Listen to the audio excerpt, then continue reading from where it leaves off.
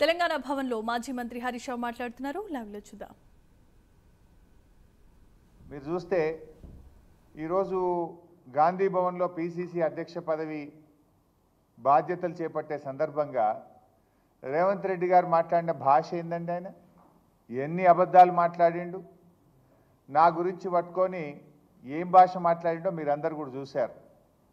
తాటి చెట్టు అంతా పెరిగిండని, దూలమూల పెరిగిండని, దూడకున్నంత మెదడు లేదంటాడు, సన్యాసి అంటాడు, ఏడదాక్కున్నాడు అంటాడు. నాకు మాట్లాడరాకనా? నాకేమో కొంత మర్యాద సంస్కారము ఎక్కడో అడ్డం వస్తూ ఉన్నాయి. నాకు అనరాదా? తాటి చెట్టు అంతా పెరిగినావంటే నువ్వు లిల్లీ పుట్టంతా లేవు అని నాకు అనరాదా? అయింది నువ్వు నన్ను సన్యాసి అంటే నిన్ను సన్యాసి అనడం నాకేమైనా పెద్ద కష్టమైన పని? అది నువ్వు పదే పదే నా ఎత్తు గురించి దుర్భాషలాడుతూ ఉన్నాడు ఆయన. ఇప్పుడు నేను అనేది నా ఎత్తు మీద నీకెందుకయ్యా అంత ఈర్ష? ఇప్పుడు మనం ఎంత ఎత్తు పెరగాలనో మన చేతులు ఉంటుందా? దేవుడిచ్చిన సృష్టి అది. మనం ఎంత ఎత్తు పెరగాలనేది మన చేతుల్లో ఉంటుందా? ఏమి అది భగవంతుడు ఇచ్చింది. నువ్వు ఎంతసేపు నా మీద ఏదో అసూయ పడుతున్నట్టు హరీష్ అంత ఎత్తు పెరగలేదని ఇప్పటికి ఒక 20 సార్లు మాట్లాడుతీవి. ఏదో పోనీలే ఎందుకు పట్టించుకోవాలని నేను అనుకుంటున్నా. ఇప్పుడు నా గురించి ఎంత తిట్టినా, నా ఎత్తు గురించి నువ్వు ఎంత మాట్లాడినా, నువ్వు ఎంత దానిలాడినా ఇప్పుడు నా అంత ఎత్తు నువ్వు పెరగలేవు. అయిపోయింది నీ పని, నువ్వు పెరగలేవు, నువ్వు గంతే ఉంటావు. నా ఎత్తు గురించి ఆలోచించడం మానేసి రైతుల గురించి ఆలోచించండి ముఖ్యమంత్రి గారు. నేను పొడిగే తెలంగాణ ఉద్యమం నన్ను ఇంకింత పొడుగు చేసింది. కానీ నువ్వేంది?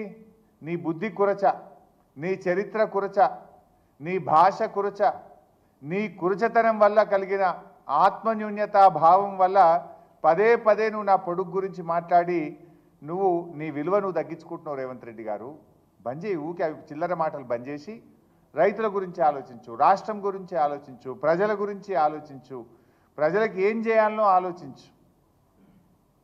నేను తాటి చెట్టు అంతా ఎదిగినా అని మాట్లాడుతున్నావు. అవును ఎదిగిన, తప్పేమున్నా? దేవుడు ఇచ్చిండు నాకు. నువ్వు వెంపల చెట్టు అంతా కూడా ఎదగలే కదా, నీకు దేవుడు గంతే ఇచ్చిండు. ఊకే దాని గురించి మాట్లాడితే ఏమొస్తుంది? ఒక ముఖ్యమంత్రిగా రాష్ట్రంలో ప్రజలకు మేలు చేయడం గురించి మాట్లాడు. నీకు ప్రజలు ఒక గొప్ప అవకాశం ఇచ్చిండ్రు, అది పనిలో రూపించు. ఇవాళ ఆయన మళ్ళీ మాట్లాడుతూ ఏమంటాడంటే రుణమాఫీ నేను పూర్తి చేసినా అని మాట్లాడు. రుణమాఫీ నిజంగా జరిగిందా? నువ్వు ఏం చెప్పినావు? దేవుడి మీద ఒట్టి పెట్టి అటున్న సూర్యుడు ఇటు పొడిచినా, ఎవడున్నా ఎవడు లేకపోయినా 15 ఆగస్టు కల్లా రుణమాఫీ పూర్తి చేస్తా అన్నావు. అయిందా రుణమాఫీ? ఎందుకు చిల్లర మాటలు మాట్లాడుతున్నావు? ఏ ఊరికి పోదాం? నీ కొండారెడ్డిపల్లికి పోదాంపా. డేట్ చెప్పు, టైము చెప్పు, నేను వస్తా. నీ కొండారెడ్డిపల్లి చౌరస్తాలు అడుగుదాం. నీ ఊర్లో రుణమాఫీ అయిందేమో రైతుల్ని అడుగుదాంపా. లేదు నేను చెప్తా, ఇగో నేను మా ఊర్లో నా నియోజకవర్గంలో తయారు చేయించిన సిద్దిపేట రూరల్ మండలం వెంకటాపూర్ గ్రామం ఇంటింటికి పంపించి నేను సర్వే చేయించిన. ఆ గ్రామంలో ఇప్పటి వరకు ఎంతమందికి రుణమాఫీ అయింది, ఎంత డబ్బు అయింది, ఎంతమందికి కాలేదు వివరాలు తెప్పించిన.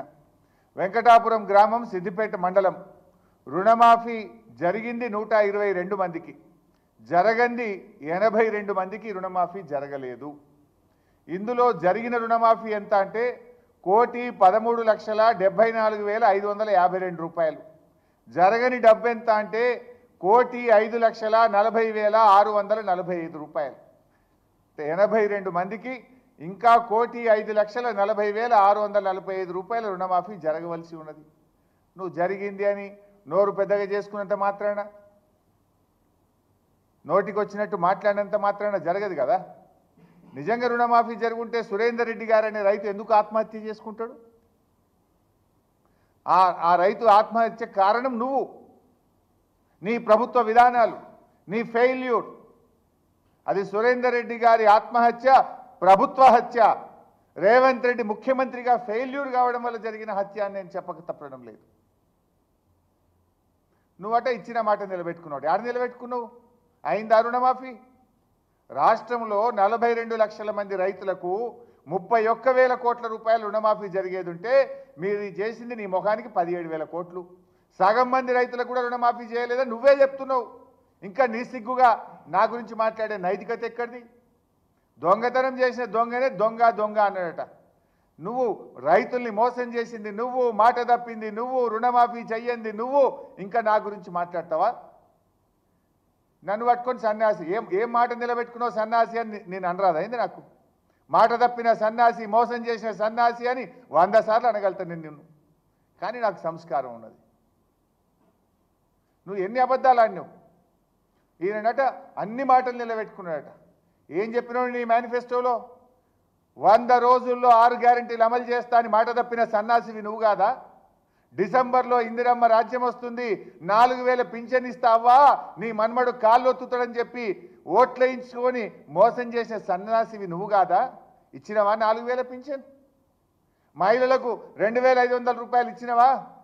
100 రోజుల్లో 2500 రూపాయలు ఇస్తా అని బాండ్ పేపర్ల మీద రాసి అక్క చెల్లెళ్ళ కాళ్ళేళ్ళ పట్టుకొని అధికారంలో కూర్చున్నాక అక్క చెల్లెల్ని మోసం చేసిన సన్యాసివి నువ్వు కాదా? విద్యార్థులకు 5 లక్షల భరోసా కార్డు ఇస్తా అని మోసం చేసిన సన్యాసివి నువ్వు కాదా? ఏడాదిలోగా 2 లక్షల ఉద్యోగాలు ఇస్తా అని నిరుద్యోగులను మోసం చేసిన సన్యాసివి నువ్వు కాదా? ఇట్లా చెప్పాలంటే చాలా ఉన్నాయి. కానీ మేము ఇంతకాలం మర్యాద ఓపిక అని బట్టు వస్తున్నాం. కానీ మర్యాదకు కూడా ఒక హద్దు పద్దు ఉంటుంది. కానీ నువ్వేమో రెచ్చిపోయి నువ్వు ఇవాళ మా గురించి మాట్లాడుతున్నావు. నాకేందో వివరాలు పంపిస్తా సన్యాసికి అని మాట్లాడినావు. ఇగో నీకు పంపిస్తా వివరాలు. సిద్దిపేట మండలం వెంకటాపూర్ గ్రామంలో రుణమాఫీ జరగని 82 మంది రైతుల వివరాలు నీకు పంపిస్తా సన్యాసి.